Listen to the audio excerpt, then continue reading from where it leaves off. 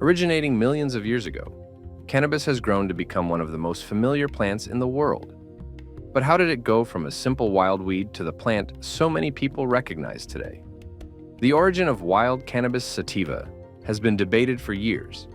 A 2018 study published in Cannabis and Cannabinoid Research notes that tracing its earliest evolution has been difficult, largely because of the absence of fossil records. By studying DNA mutation rates, however, scientists were able to determine that the genus cannabis first appeared roughly 27.8 million years ago. Its closest relative is the genus Humulus, which includes the hop plant used to brew beer. To dig deeper, scientists examined fossilized pollen grains. Because cannabis pollen looks almost identical to that of hops, researchers relied on habitat to distinguish them in the fossil record. Their conclusion was that the wild ancestor of cannabis sativa most likely evolved on the northeastern Tibetan plateau in what is now China. This high-altitude steppe environment likely played a role in shaping the plant's defining compounds. The cannabinoids that cannabis is known for served as protection against both intense sunlight and grazing herbivores such as horses and rodents. According to a 2022 study in Perspectives in Plant Ecology, Evolution and Systematics, the species then spread through animals and waterways. Its range expanded and contracted with glacial cycles, and these shifts probably caused cannabis sativa to diverge from cannabis indica about 1.05 million years ago. Tragically, as a 2021 study published in Science Advances points out, the original wild ancestor of marijuana has most likely gone extinct. Human use of cannabis sativa, however, began early. Its first applications were practical rather than recreational. Genetic evidence suggests that modern cannabis sativa diverged from its wild ancestor around 12,000 years ago in the regions of present-day Mongolia and China. This means that cannabis was among the earliest cultivated plants. East Asia is widely regarded as a cradle of domestication, home to the origins of crops such as rice, soybeans, apricots, broomcorn, and peaches. As a 2006 study in Cell explains, domestication modifies traits that already exist in wild plants, tailoring them to human needs. For cannabis, the earliest selective breeding focused on its oily seeds, which were used as a food source. Later, taller plants with stronger stalks were cultivated, producing fibers that could be turned into rope, cloth, and paper.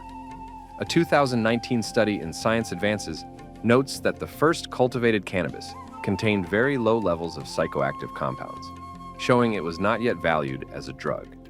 Still, tracing the history of cannabis is complex. The 2022 Perspectives study suggests there may have been multiple domestication centers, one of which could have been in Europe, between the Caspian and Black Seas. Two defining traits of cannabis, its strong fibers and its psychoactive properties, are largely the result of domestication. In ancient China, its versatility quickly became clear.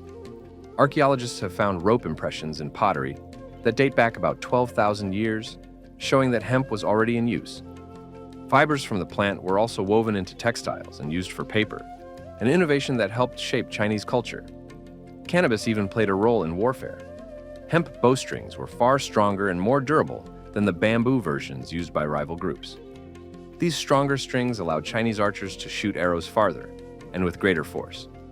In this way, hemp became the first war crop in Chinese history. Sturdy fibers were only the beginning of cannabis's many uses. Around 6,000 years ago, Chinese physicians began using cannabis sativa to treat a range of physical ailments. A few thousand years later, in 2700 BCE, Emperor Shen Nung, known as the father of Chinese medicine, included the plant in his medical encyclopedia under the name Ma. Ma was prescribed for conditions such as rheumatism, constipation, gout, malaria, and even absent-mindedness. Over time, cannabis resins were mixed with wine and given to patients as a primitive anesthetic during major surgeries. Farmers also noticed that female plants produced more of the valuable compounds used in medicine, making them especially prized. When people first began smoking cannabis for its psychoactive effects has long puzzled historians. Recent discoveries, however, have brought us closer to an answer. A 2019 study in Science Advances uncovered burned cannabis within 10 braziers, small ceremonial fire pits, inside 8 tombs at the 2,500-year-old Jerzankal Cemetery in the Pamir Mountains of modern-day Tajikistan. The residue in these braziers contained higher levels of THC than would have been present in wild cannabis of the time. This suggests that the plants may have been selectively bred for their mind-altering effects. Researchers linked these findings to descriptions by the Greek historian Herodotus, who wrote in The Histories that Caspian steppe tribes burned cannabis seeds on hot stones inside tents. The enclosed space, combined with the high THC content, would have produced a powerful intoxicating effect. At Jirzankal, cannabis was likely smoked as part of burial rituals, perhaps to communicate with gods or with the dead. Interestingly, because some of the tombs belonged to ordinary people, researchers concluded that cannabis use was no longer limited to the elite. It had become part of everyday life. As people recognized its value, cannabis quickly became a traded commodity. Once domesticated, nomadic tribes began carrying it beyond the regions of China and the Caucasus, where it had been widely cultivated for thousands of years. A 2014 study in Geographical Review notes that tribes such as the Phrygians and Scythians transported the plant along the Silk Road. The Scythians in particular embraced cannabis, cultivating it, smoking it during rituals, and trading it widely. Herodotus described their practice vividly.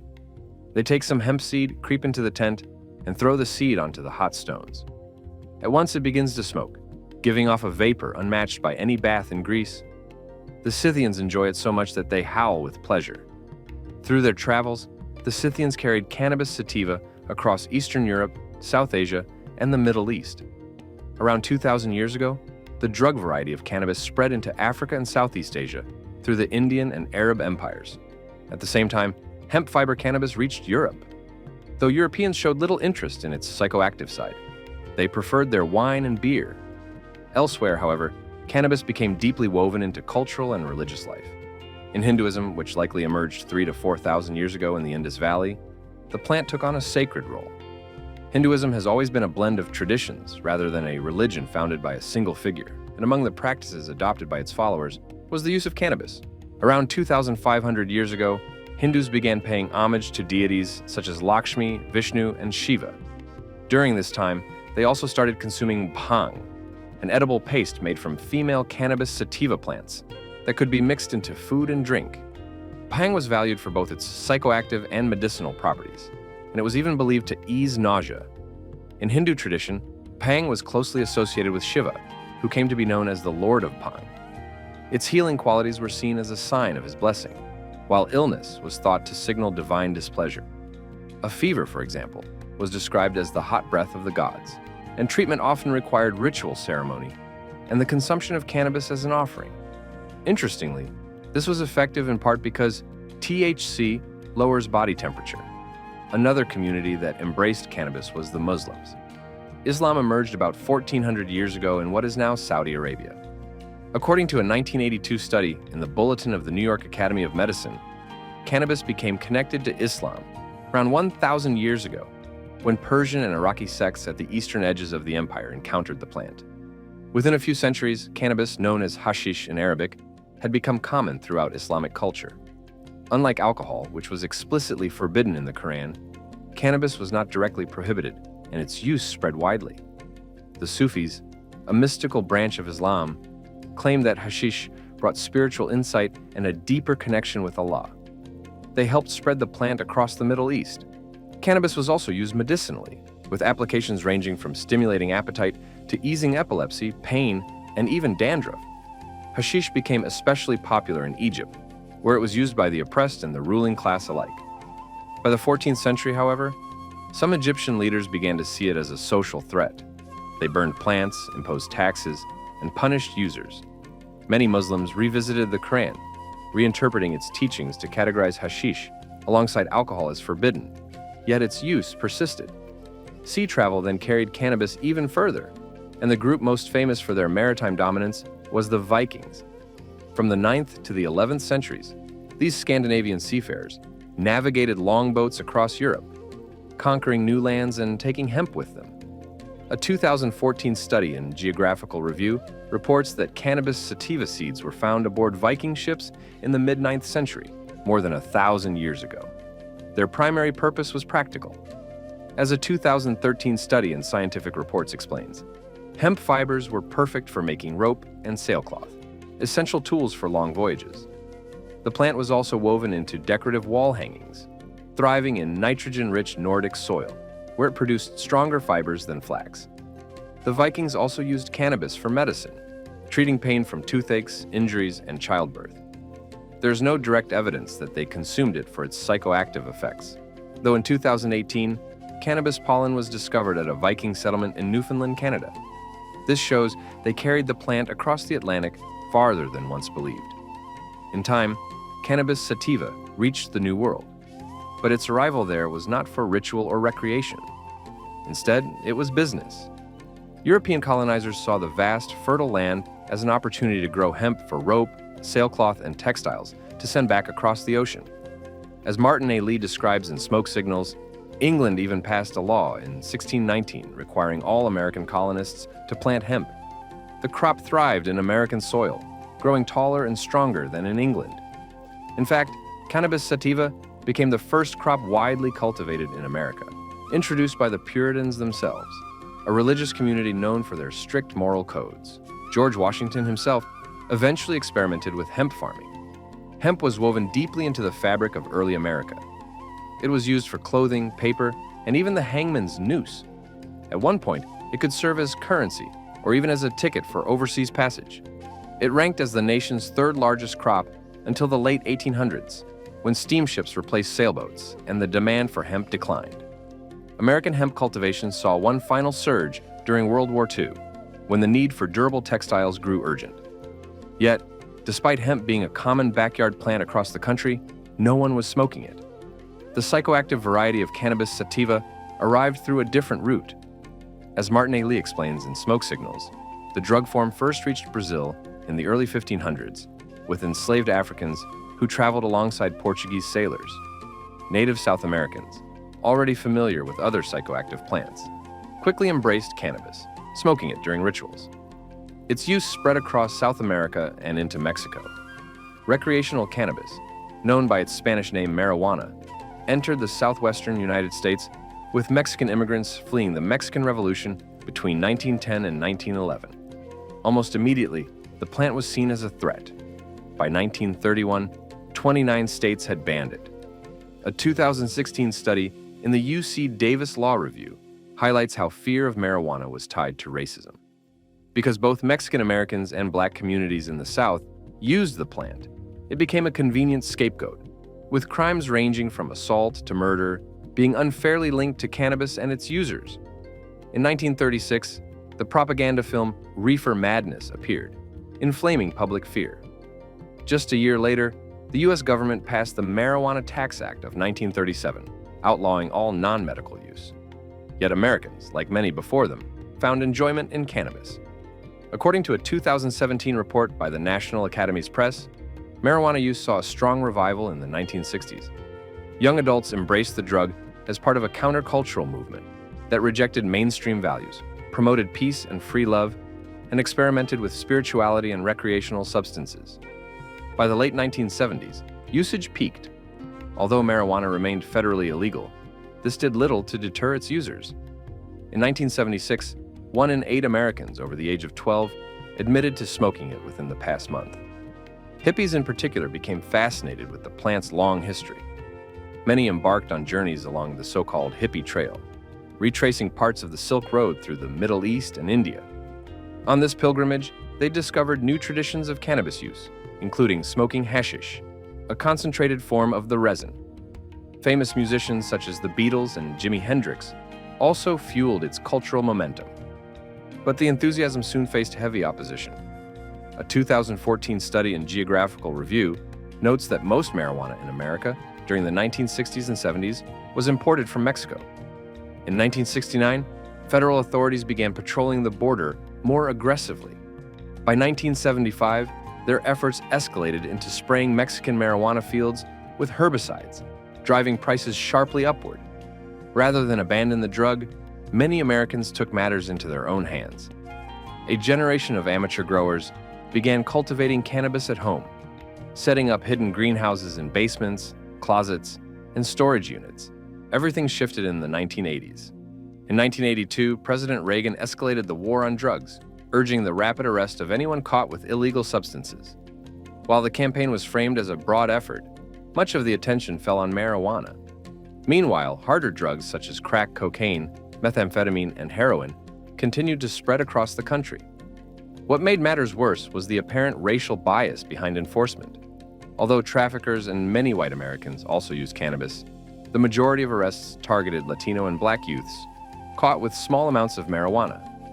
This disproportionate focus not only deepened inequality, but also allowed the growing prescription opioid crisis to expand with little resistance. Throughout history, however, one consistent theme has been that cultures across the world recognize cannabis sativa as a valuable medicinal plant. The Western world was slower to accept it, but one Irish physician eventually changed that. In the 1830s, Dr. William B. O'Shaughnessy studied cannabis while working in India, learning from Ayurvedic healers and observing its many applications. He soon began conducting his own experiments, administering cannabis to patients suffering from conditions considered incurable at the time, such as tetanus, cholera, and rabies. In 1842, he published his findings in a British scientific journal, marking the first modern account of marijuana's medical potential. By 1854, Indian hemp was listed in the U.S. Pharmacopoeia and hailed as a promising treatment. Yet research into medical cannabis stalled in the 1900s, suppressed by stigma and controversy. Today, however, modern science acknowledges a wide range of benefits. THC, beyond its psychoactive effects, reduces nausea, stimulates appetite, and eases vomiting, making it especially helpful for cancer patients undergoing chemotherapy. CBD, on the other hand, provides relief from inflammation, anxiety, seizures, and pain without causing a high. In 1996, California became the first U.S. state to legalize medical marijuana. By 2023, 38 states had followed. Around the world, many regions in North America, Africa, Australia, Europe, and South America not only allow medical use, but have also decriminalized recreational use. Strikingly, much of Asia and the Middle East, regions that first introduced cannabis to the world, still forbid it. The United States continues to re-examine its stance. Colorado was the first state to legalize recreational marijuana in 2012. By 2023, 22 states had joined them. In these places, cannabis can be grown at home or purchased at licensed dispensaries. Choosing a strain to achieve a desired effect has become as simple as ordering a drink at a cafe, and CBD products are now found on shelves at gas stations across the country. Yet, despite this progress, marijuana remains federally illegal, classified as a Schedule I drug, alongside LSD and heroin. This classification makes research difficult. But in December 2022, President Biden signed a bill easing restrictions, allowing scientists better access to cannabis for study. As U.S. Representative and physician Andy Harris explained to Science, we will now be able to treat marijuana like we treat any other substance or pharmaceutical for which we hope there is a potential benefit. And that's it for this video. If you enjoyed it, don't forget to like and subscribe to keep this channel lit. I'll see you in the next one.